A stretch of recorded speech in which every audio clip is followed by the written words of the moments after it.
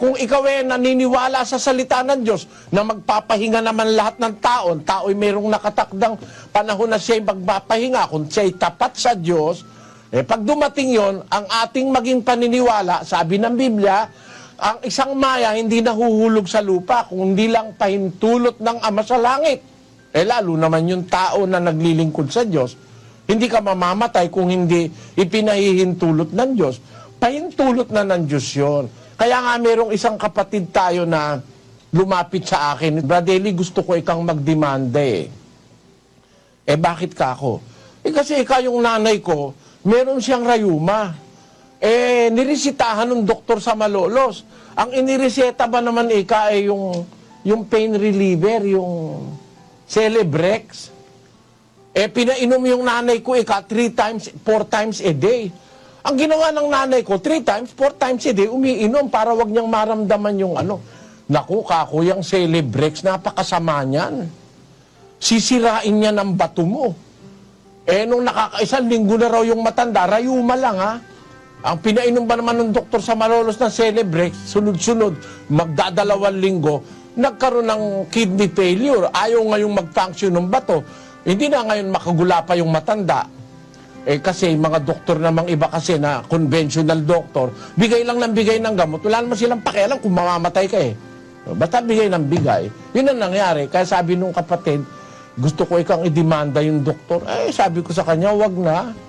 Kasi yung sabi sa Biblia, hindi naman mahuhulog sa lupa kundi pahintulot ng Ama siguro, hirap na rin yung nanay mo ako sa rayuma. Hindi na makalakad ikaw nga, gusto mo bang mabuhay ng 50 taon na puro rayuma?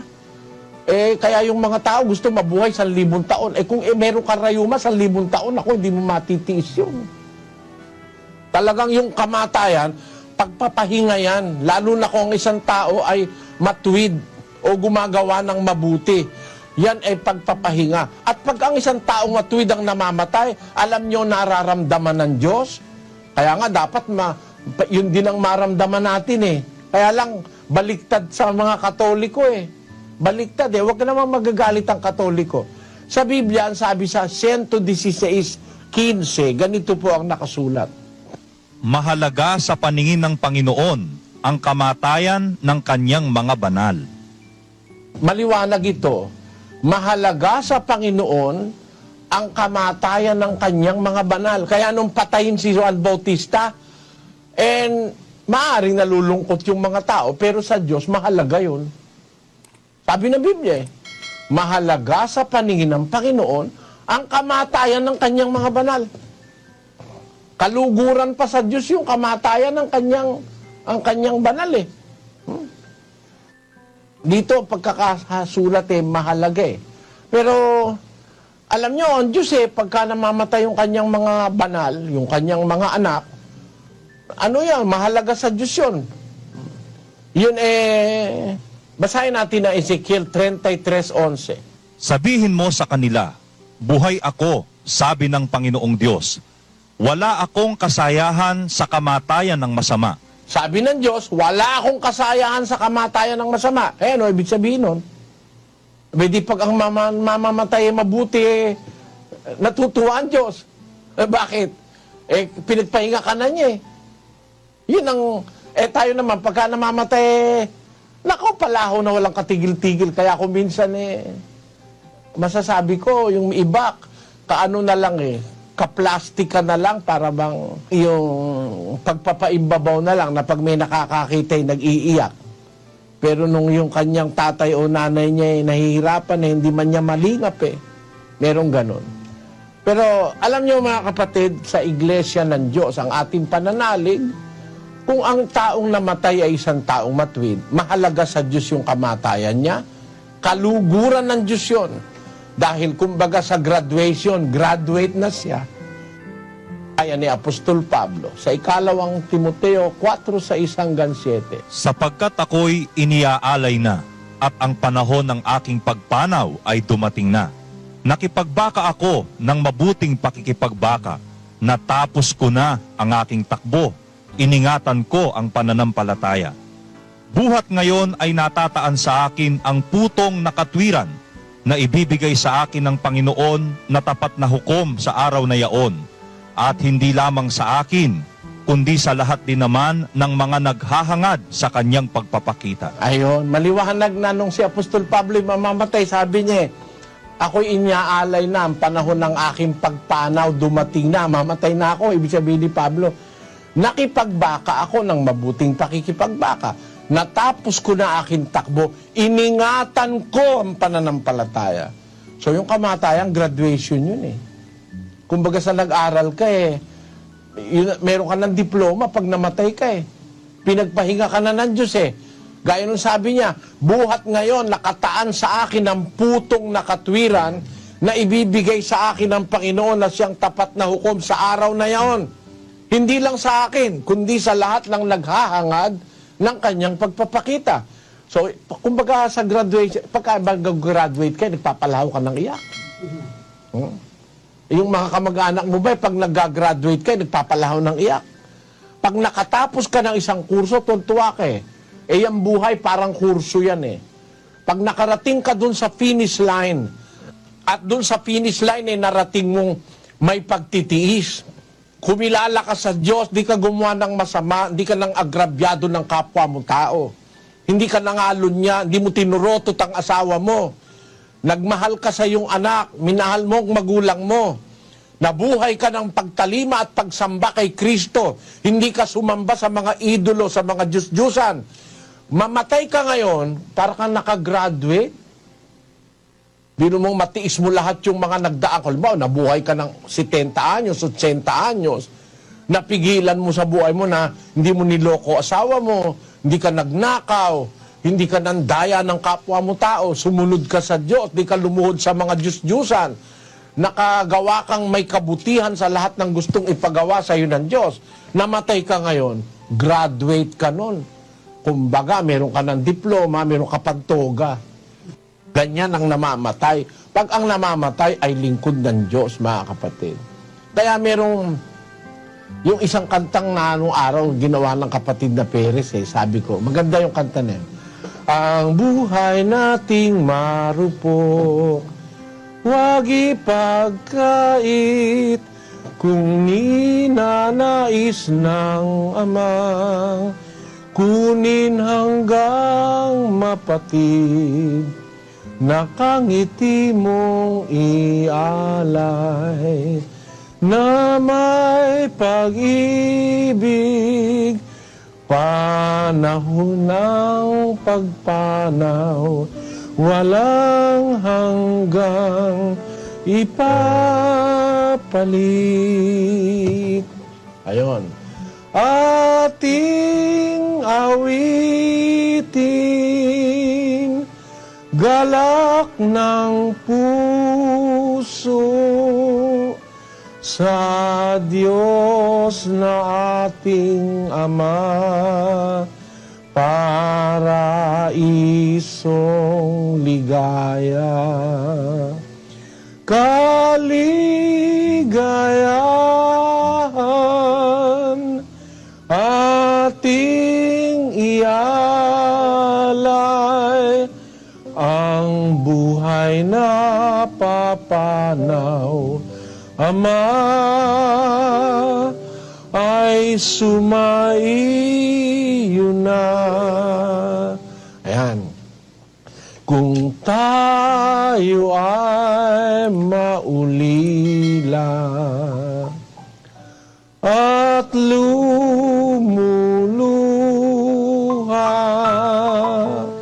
ang puso ay nadudurog sa tindi ng dalita.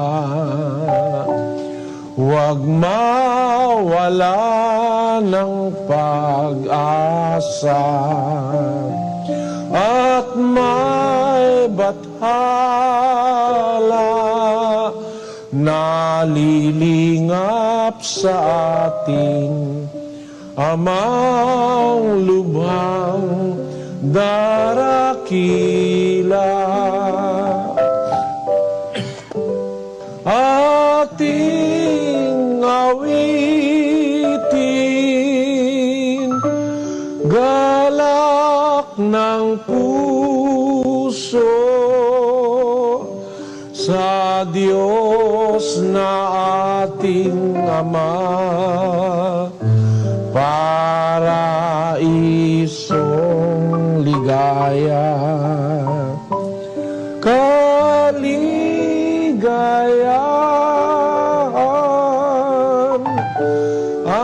ating ialay,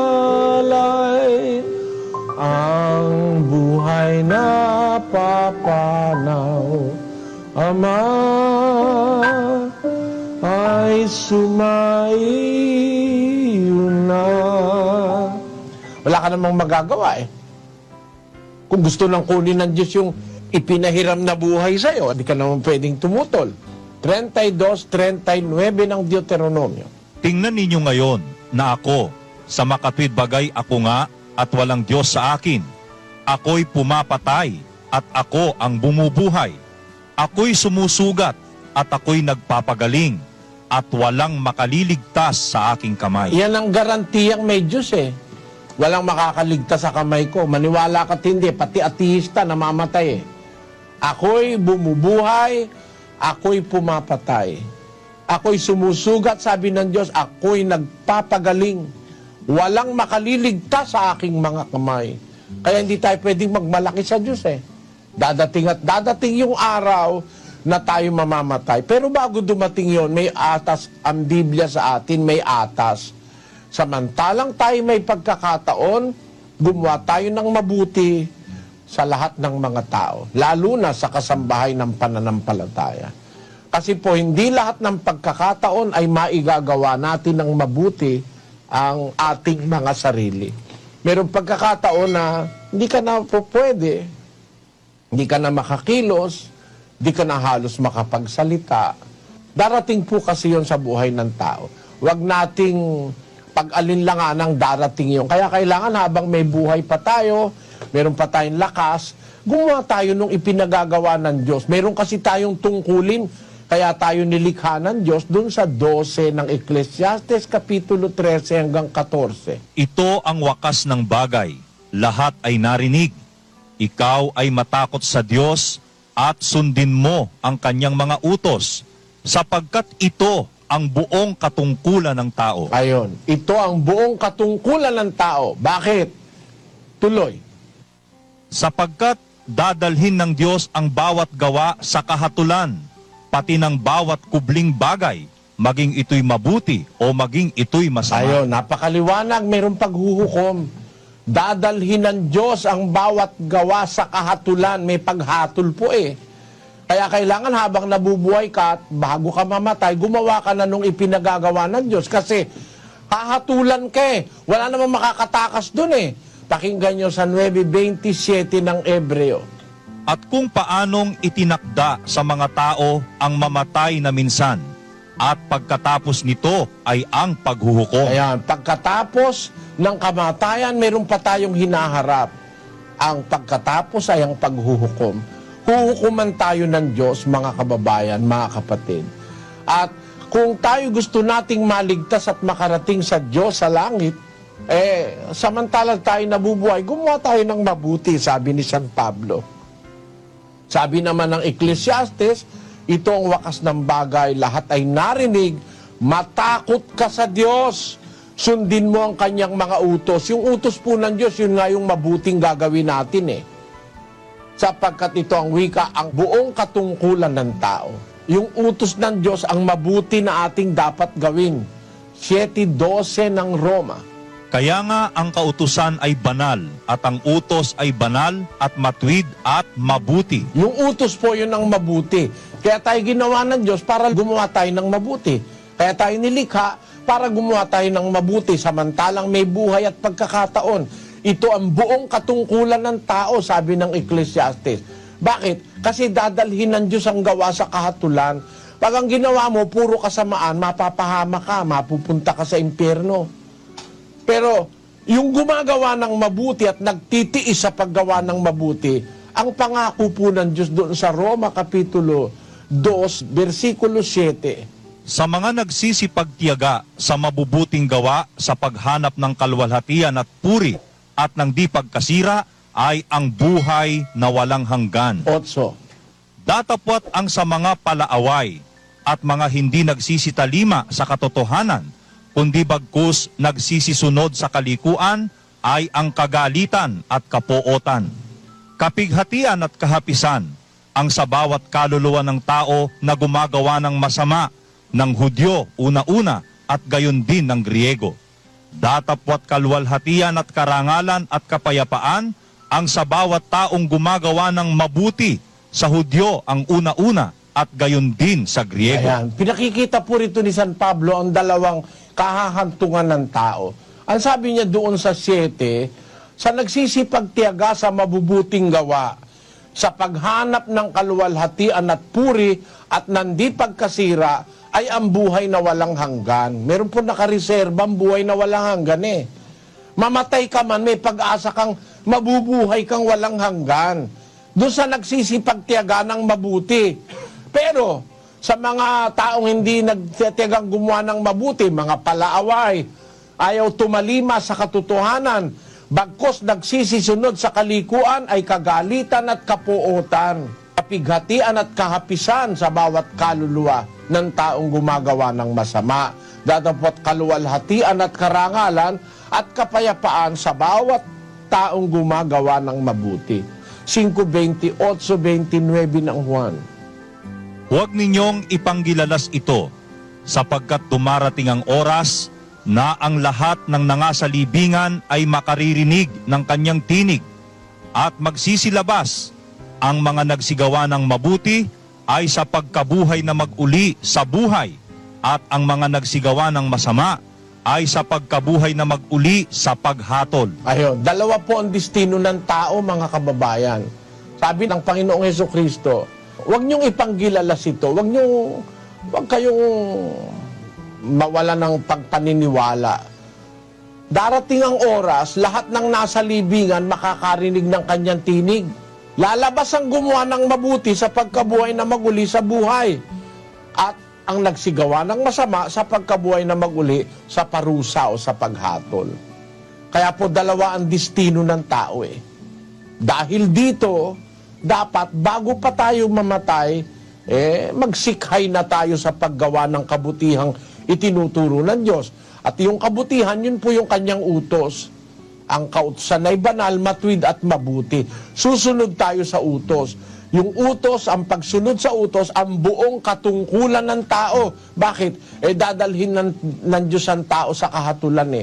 Wala ngang makakaano nun eh. At sa baliniho sapat. Sabi sa pasyon, ang Katoliko, binabasa yan eh. Kung minsan di lang iniintindig mabuti. Hihipan yaong pakakak na ipupukaw sa lahat. Ang anghel ay magtatawag, ito ang ipangungusap.